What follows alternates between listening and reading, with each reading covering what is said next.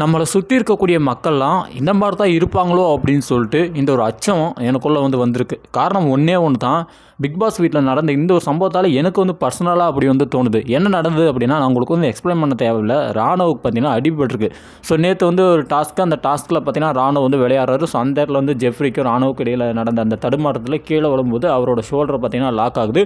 So அதுக்கப்புறமா hospital போகிறாரு. போயிட்டு வந்துட்டு 3 வாரம் கம்ப்ளீட்டாக ரெஸ்ட் எடுக்கணும் அப்படின்ற மாதிரி அவர் கைக்கு பார்த்தீங்கன்னா பேண்டை போட்டு அவர் உட்கார வச்சுருக்காங்க. ஸோ இப்படி இருக்கும்போது இடம் ஆச்சு அப்படின்னா, அந்த மனுஷன் விழும்போது, ஸோ அந்த ஜெஃப்ரிக்கும் நம்ம ராணுவுக்கு இடையில் ஒரு கிளாஷ் ஆகும்போது அந்த இடத்துல பார்த்தீங்கன்னா தடுமாறி கீழே விழும்போது அந்த இடத்துல ஜெஃப்ரி என்ன சொன்னான் அப்படின்னா, இந்த மாதிரி நடிக்கிறான், நான் அவனை தள்ளவே இல்லை, அவன் ஆக்டிங் போடுறான் அப்படின்ற மாதிரி ஜெஃப்ரி அந்த இடத்துல ஒரு நக்கலாக ஒரு விஷயத்தை பண்ணார். அந்த பக்கம் பார்த்தோம் அப்படின்னா அன்ஷிதாவும் நடிக்குது அப்படின்னு சொல்லி பார்த்தீங்கன்னா அவங்க ஒரு பக்கம் சொன்னாங்க. அந்த சௌந்தர்யா சுத்த மோசம், அவன் நல்லா ஆக்டிங் பண்ணுறான், அவனை என்ன சொல்கிறது, அவன் விழுந்தால அதை ஒரு டைம் ரீவைண்ட் பண்ணி பாருங்கள், அவன் விழுந்திருக்கவே மாட்டான், சும்மாவே நடிக்கிறான் அப்படின்னு சொல்லிட்டு அவங்க ஒரு பக்கம். ஜாக்லின் கூட பார்த்தீங்கன்னா அதே மாதிரி தான் சொன்னாங்க. விழுந்தது ஒரு பக்கம் விழுந்தா, ஆனால் கை ஒரு பக்கம் லாக் ஆகிருக்கு அப்படின்னு சொல்லிட்டு அவங்க ஒரு பக்கம். முத்துக்குமரன் ஒரு பக்கம். முத்துக்குமரனுக்கு ஓட்டாக போடுறாங்க, ஆனால் முத்துக்குமரன் என்ன பாயிண்ட் போட்டாருன்னு எத்தனை பேருக்கு தெரியும் தெரியல. அவன் இந்த மாதிரி ஹாஸ்பிட்டலில் போனவொடனே நம்ம பேசாமல் ராணுவ விட்டுருக்கலாமோ, அவனை எதுக்கு சேர்த்தணும் கம்முன்னு நாம் 3 பேரும் அந்த கேம் ஃபேஸ் பண்ணியிருக்கலாமோ அப்படின்னு சொல்லி முத்துக்குமரன் கூட பார்த்தீங்கன்னா இவன் பண்ணது தப்புன்ற மாதிரி தான் அந்த நேரத்தில் பேசினான். அதுக்கப்புறமா என்னாச்சு அப்படின்னா, ராணா உள்ள ஹாஸ்பிட்டல் போகிறாரு. கிட்டத்தட்ட 3 வாரத்தை ரெஸ்ட் எடுக்கணும் அப்படின்ற மாதிரி இந்த ஒரு விஷயத்தை சொல்கிறாங்க. பிக் பாஸ் ராணுவ கூட பேசுகிறாரு. உங்களால் விளையாட முடியும் அப்படின்னா, கண்டினியூ பண்ண முடியும்னா இருக்கலாம், உங்களை கம்பல் பண்ண, நீங்கள் வெளியில் போகிறதா இருந்தால் கூட போகலான்ற மாதிரிலாம் அவங்க பேசினாங்க. நான் ப்ளே பண்ணுவேன், கண்டிப்பாக என்னால் முடிஞ்ச எஃபர்ட்ஸ் போடுவேன் அப்படின்னு சொல்லிட்டு பேசி அதுக்கப்புறமா காம்ப்ரமைஸ் ஆகி பார்த்தீங்கன்னா ராணுவ வெளியில் வரான். ராணுவ அப்போவே கூட ஒருவேளை நான் போகிறேன் அப்படின்னு சொல்லி அமுச்சு வச்சுருப்பாங்க.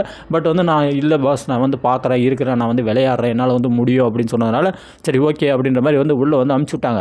விஜய் விஷாலை கூப்பிட்டு விஜய் விஷால்கிட்டே அறிவுரை சொல்லி எல்லாத்துக்கிட்டையும் எக்ஸ்பிளைன் பண்ணுங்கள், இந்த மாதிரி ஆயிருக்குன்னு சொல்லிட்டு எக்ஸ்பிளைன் பண்ணுங்கள், அவர் 3 வாரம் ரெஸ்ட் எடுக்க விடுங்க அப்படின்ற மாதிரி இந்த மாதிரிலாம் சொல்லி அதுக்கப்புறமா விஜய் விஷால் என்ன பண்ணுறாரு அப்படின்னா, லிவிங் ஏரியாவில் எல்லாத்தையும் உட்கார வச்சு இந்த மாதிரி தான் அவனுக்கு ஆயிருக்கு, 3 வாரம் ரெஸ்ட் எடுக்கணும்னு சொல்கிறாங்க. அதனால் என்ன அப்படின்னா, அவன் இந்த கேமில் பார்ட்டிசிபேட் பண்ணுறது நல்லதாக எனக்கு தோணலை அப்படின்னு சொன்னோன்னே எல்லாரும் ஆமாம் எங்களுக்கு தோணலை. முத்துக்குமரன் அதே மாதிரி தான் சொன்னான். அதுக்கப்புறமா யார் இவங்க சொன்னான்னு நினைக்கிறேன், அந்த ஜாக்லின், இவங்க எல்லோரும் பார்த்தீங்கன்னா ஆமாம் அவன் விளையாடாமல் இருக்கிறது நல்லது அப்படின்ற மாதிரி எல்லோரும் சொன்னாங்க. இந்த ஒரு விஷயம் உடனே பிக் பாஸ் அவங்க பேசின அந்த கான்வர்சேஷன் கட் பண்ணி அவர் எக்ஸ்பிளைன் பண்ணுறாரு. இந்த மாதிரி தான் அவருக்கு இந்த மாதிரி கையில் ஆயிருக்கு, 3 வாரம் கம்ப்ளீட் ரெஸ்ட் எடுக்கணும்னு சொல்லியிருக்காங்க.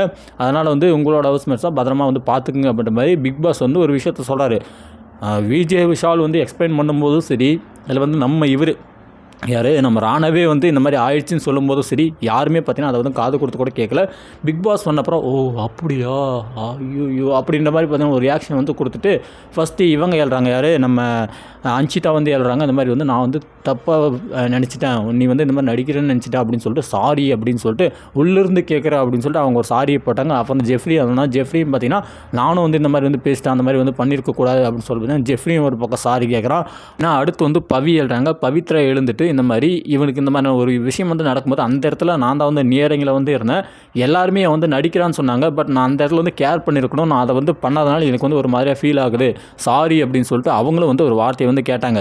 அதுக்கப்புறமா மஞ்சரி எழுதினாங்க. மஞ்சரி எழுந்துட்டு ஒரே ஒரு விஷயத்தை தான் சொன்னாங்க. என்ன சொன்னாங்க அப்படின்னா, இந்த மாதிரி அவர் விழுந்துட்டாருன்றப்ப, ஸோ அவர் தப்பு பண்ணியிருந்தாலும் சரி, இல்லை நடித்தாலும் சரி, அது அடுத்த விஷயம். ஆனால் அந்த இடத்துல அவன் கத்துறான்றப்ப, அவன் நடிச்சே இருந்தாலுமே அவனை நம்ம சேவ் பண்ணுறதா ஒரு நல்ல ஒரு இதாக பார்க்குறேன். ஒரு விஷயம் நடந்துட்ட அப்புறமா நான் தப்பு பண்ணிட்டேன் அப்படின்னு சொல்லிட்டு நடந்து முடிஞ்சதுக்கு அப்புறமா ஃபீல் பண்ணுறத விட அந்த நேரத்தில் நம்ம என்ன பண்ணணும், விழுந்துட்டான் அப்படின்னா அவனை கூப்பிட்டு போயிட்டு ஹாஸ்பிட்டல் சேர்த்துட்டு பார்க்கணும். அவன் ஒரு வேளை தப்பு பண்ணியிருந்தானா அது அடுத்த பேச்சு.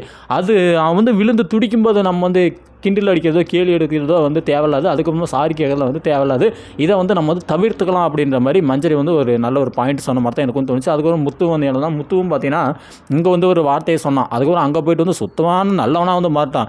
இந்த மாதிரி நம்ம எல்லோரும் இந்த மாதிரி ஒரு விஷயத்தை அவாய்ட் பண்ணிக்கணும் அப்படி அப்படின்ற மாதிரி பார்த்தீங்கன்னா அவனு ஒரு பிட்டை போட்டான். அதுக்கப்புறமா சௌந்தர்யா எழுறாங்க. கண்டிப்பாக இவங்க தான் இவ்வளோ பேசுறது கூட பார்த்தீங்கன்னா என்னால் ஏற்றுக்க முடியுது அப்படின்னா, ஒரு விஷயத்தை உணர்ந்துட்டான், நம்ம தப்பு பண்ணிட்டோம், நம்ம கேட்கலாம், ஒரு சாரி கேட்கலான்ற ஒரு மைண்ட் செட் சாரி கேட்குறாங்க.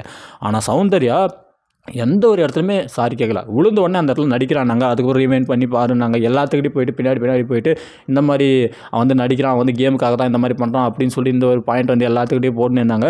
அந்த ஒரு இடம் எல்லோரும் சாரி கேட்குற அந்த இடத்துல கூட நான் சாரி கேட்கறதுக்குலாம் வந்து வரல. இந்த மாதிரி நீங்கள் சொல்கிறதுலாம் வந்து தேவையில்லாத கருத்து. மஞ்சரி சொல்கிறாங்க, முத்துக்குமரன் சொல்கிறாங்க அப்படின்னா எதுக்கு வந்து இந்த மாதிரிலாம் வந்து பேசுகிறீங்கன்னு சொல்லிட்டு அவங்ககிட்ட வந்து ஆர்குமெண்ட் பண்ணுறாங்க. அதுக்கப்புறமா அந்த இடத்துல சாரி கூட கேட்க கிடையாது. அதுக்கப்புறமா விஜய் விஷால் கிட்ட போயிட்டு இந்த மாதிரி நான் சாரி கேட்கறதுக்குலாம் எழுறா விஜய் விஷயம் என்னன்னா அப்படின்னா ஏதாவது பேசுகிறது இருந்தால் கூட அப்புறமா பர்சனலாக பேசிக்கூட சாரி கூட கேட்டுக்கணுன்னே நான் சாரி கேட்குறதுலாம் வரல. இவங்க அப்படியே வந்து மாற்றி விட்டாங்க. இந்த இடத்துல அப்படி கேட்டாலும் அது வந்து நல்லா இருக்காது. இவங்க முத்துக்குமரன் மஞ்சரி சேர்ந்து வந்து வேறு மாதிரி டைவெர்ட் பண்ணி விட்டாங்க அப்படின்னு சொல்லி ஒரு பக்கம் அப்படியே என்ன சொல்கிறது, இவங்களுக்கு ஒரு காயம் ஆயிருந்தது அப்படின்னா கண்டிப்பாக வந்து எல்லோரும் வந்து துடிச்சிருப்பாங்க.